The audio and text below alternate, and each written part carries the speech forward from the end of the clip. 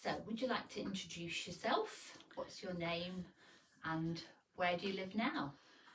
I'm Audrey Chatterton. I live at Fairlawn, Orby, and I've lived here since 1960. Where were you born originally, though? I was born at Irby in the Marsh, not far away. And what are your first memories from when you lived at Irby about Gumby and when you became aware of the estate and the hall? Can you remember how old you would be? Not really. I do remember as young children walking with mother through the roads to Braytoft, down the Gattram and across the railway line, so we knew all about the old moat, and mother loved history, so she talked about the building being there and the moat around it at Braytoft.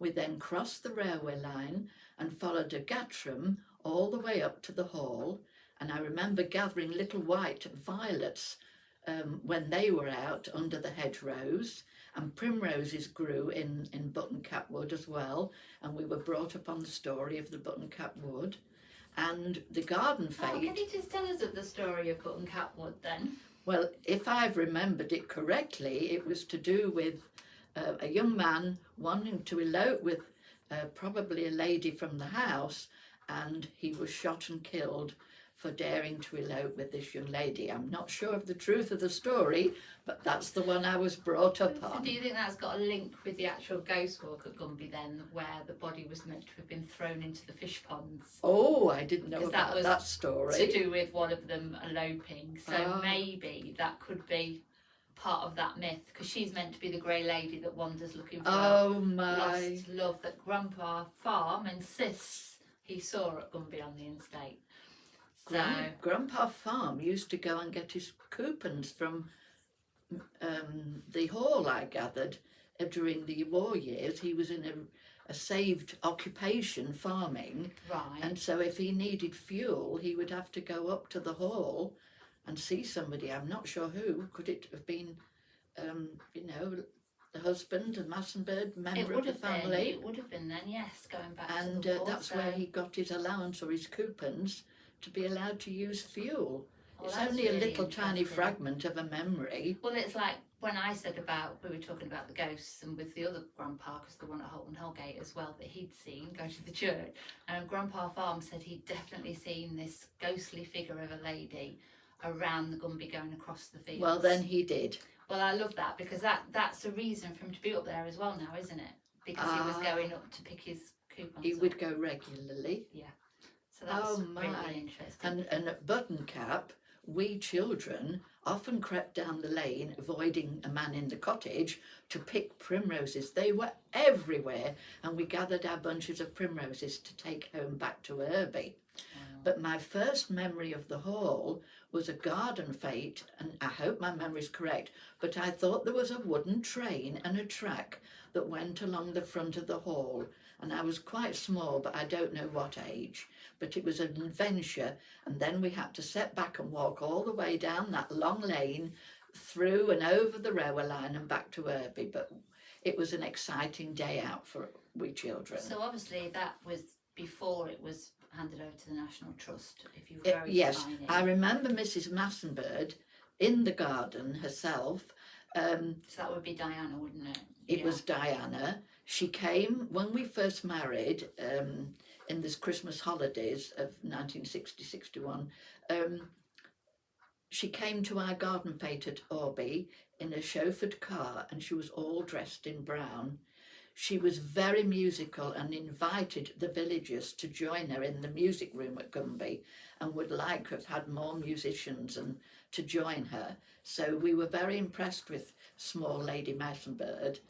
Did you find it? I remember you telling me once, though, that you found her a little bit, well, perhaps aloof, or a bit stern, or a little bit. Very, yes. Was it very much the? But a grand lady, yes, and we were only villagers. Not nasty or unkind, but definitely aloof. Yeah. But as I grew older, we went as families to visit the gardens. It was a place to take your friends. It was a place to meet your friends. And we loved those gardens and the walks through to the church. And then once I lived here, and eventually we became a group, first of all of 3 parishes and then of 5 parishes. Gumby was part of it, and so we would join up, particularly for Palm Sunday, and walk through the gardens with Father Terry all those years ago and have our services in church. And sometimes we had quiet days when we had a service for a short time, and then we'd be sent to sit in the gardens quietly on our own in between for prayer and meditation. So my memories are quite mixed up, and I'm sure I'm not putting them in No, it order. doesn't matter at all, because then we've got another memory, because we can show the photographs of this one. And this is, so I'm just going to talk now and just explain that this is when you were 17 years old and at Skegness Grammar School at the time, and you'd cycled to Gumby after the exams. And the photographs, so they were taken in the 50s. It must have been. Yeah. Yes. So, and I'll put that photo up on the screen. And you've said you've got a green gingham dress on. Oh, gosh, we even had those when I was at the grammar school, and I hated them. I liked my dress. You liked yours. The yellow trim on the blazer denotes a prefect, so you were upper 6, so that Yes. dates the time there. And that's in the gardens, in the wall gardens at Gumby. And again, you said in your memory here that you'd written down that you'd saw the lady of the house in the garden weeding through the archway. Yes, a smile and an acknowledgement, Yeah. but didn't mind the fact that we were all walking around the gardens, But the fact they was willing to share it was rather which was lovely. lovely for us, because Yeah. I felt quite proud of Gumby and wanted to share it with as many as possible. It was a place that we thoroughly enjoyed.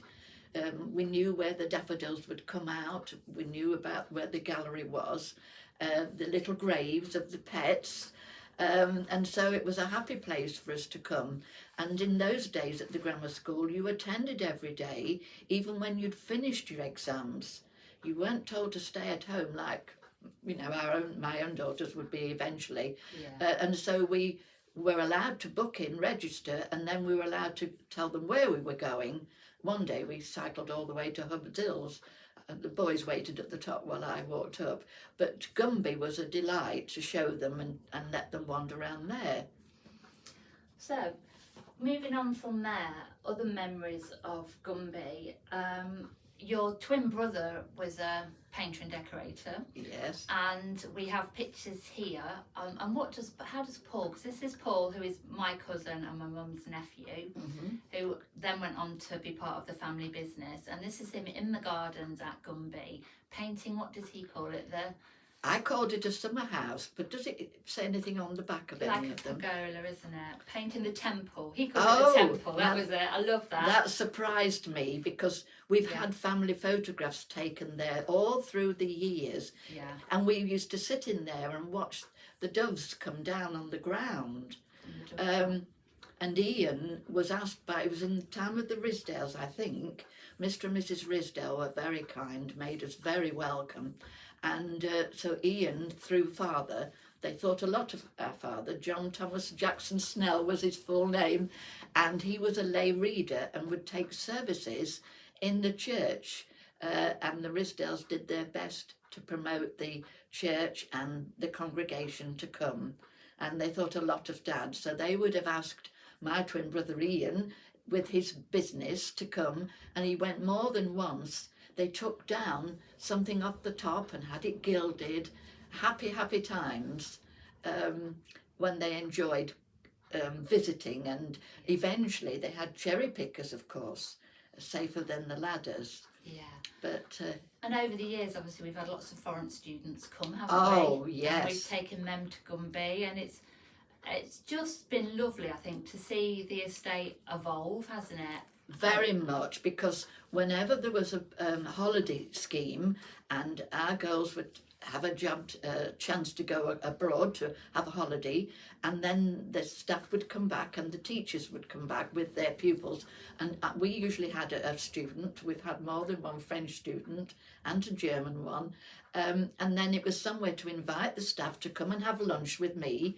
I'd always do shepherd's pie and a steamed sponge pudding with custard, trying to be traditional, and then we take up the children that were staying with us as well as their teachers, and again to visit the gardens. It was such a delight to have them come.